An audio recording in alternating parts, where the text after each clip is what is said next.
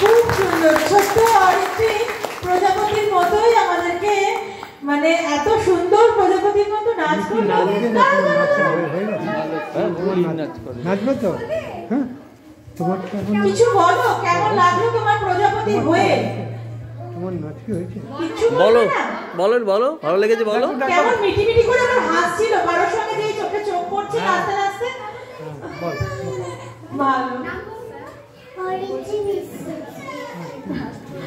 খুব মিষ্টি। ওর হাতে সম্মাননা এবং উত্তরীয় তুলে দেবে মনীষা। খুব সুন্দর এই মুহূর্ত, এত সুন্দর প্রজাপতির মতন আরো বড় হও। অনেক আশীর্বাদ ভালোবাসা রইল তোমার জন্য। এর পরবর্তীতে মুকসা রায়চৌধুরীকে আমি মঞ্চে আসতে অনুরোধ করব।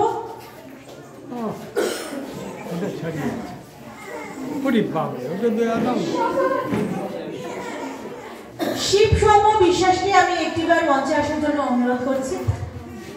একদম আমাদের এই মঞ্চে বঙ্গশ্রেষ্ঠ প্রাচীন শিল্পী সম্মান অ্যাওয়ার্ড দেওয়া হয়েছিল, সেই সময় শিব বিশ্বাস পরিচালনা করেছিলেন। তার একটি পুরস্কার বাকি আছে, আমরা সেই পুরস্কারটা আমাদের তুলে দেবো। এবং সেই সময় কৃষ্ণদাস সরকার মহাশয় অনুপস্থিত থাকায় সেই পুরস্কারটি শিবসম বিশ্বাস তার হাতে তুলে দেবে। প্রথমে শিবসম বিশ্বাস কৃষ্ণদাসের হাতে তুলে দেবে। কৃষ্ণদাস সরকারকে মঞ্চে রাখছি।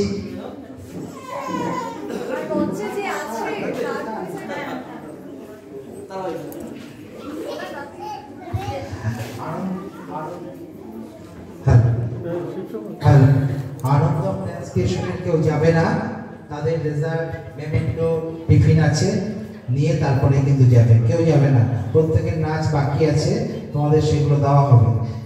স্নিগ্ধা পাল, সে এবার প্রতিযোগিতায় প্রথম হয়েছে, তারও পুরস্কার আমরা এখনই দেব এই পর্বের পর, একটু ওয়েট করুন।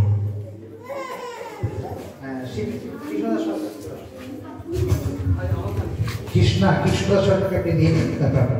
কৃষ্ণদা সরকার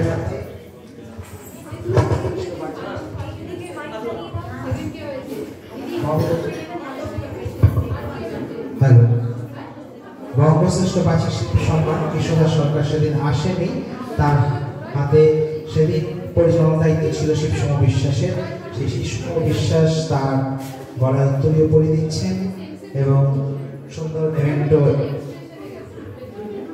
খুব সুন্দর এক মেলবন্ধন।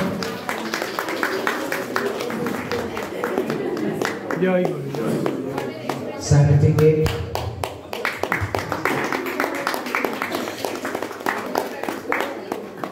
মেমেন্টো এবং একটু মিষ্টি মুখের ব্যবস্থা, সেই সাথে কৃষ্ণদাস সরকারের মুখে কিছু শোনানো আমরা।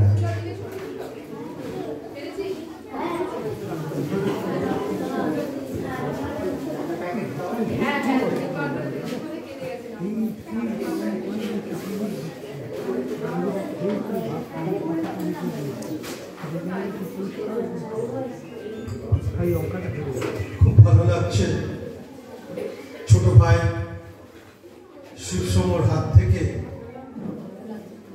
এই সম্মাননা পেয়ে। আমি শুভেচ্ছা জানাই আনন্দমের কর্ণধার সকলকাল মহাশয় আর যারা রয়েছেন তার সকলকে। তবে আজকে আমি সেদিন উপস্থিত হতে পারিনি, আজকে হলাম।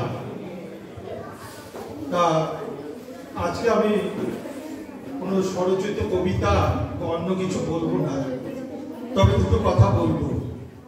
আজকে 12ই জানুয়ারি স্বামী বিবেকানন্দের জন্মদিন এবং সাথে আমরা যে স্বাধীন ভারতবর্ষে দাঁড়িয়ে রয়েছি, সেই স্বাধীন ভারতবর্ষের জন্য শহীদ হয়েছিলেন মাস্টারদা সূর্য সেন।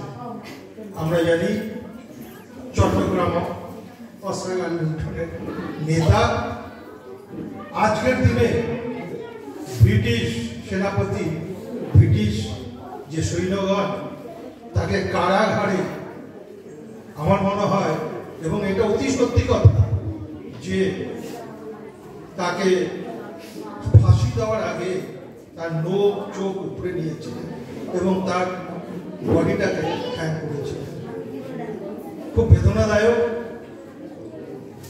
আর স্বামী বিবেকানন্দ সম্বন্ধে সবাই জানেন, তবুও বলবো, আত্মা ছাড়া যেরকম মানুষের